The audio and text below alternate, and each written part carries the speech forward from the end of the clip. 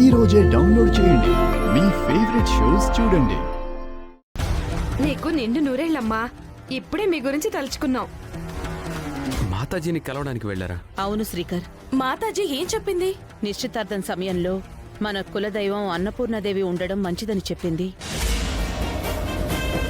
విగ్రహాన్ని మనం ఎటు బయటికి తీసుకురాలేము. తనను తీసుకురమ్మని అడిగాం. అందుకు తను మనకు కండిషన్ పెట్టింది.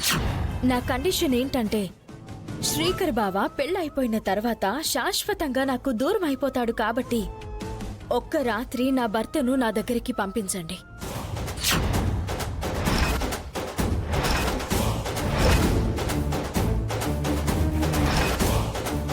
వాడు మీ ఇంటికి ఎందుకు రావాలి? వాడితో ఏం పని నీకు?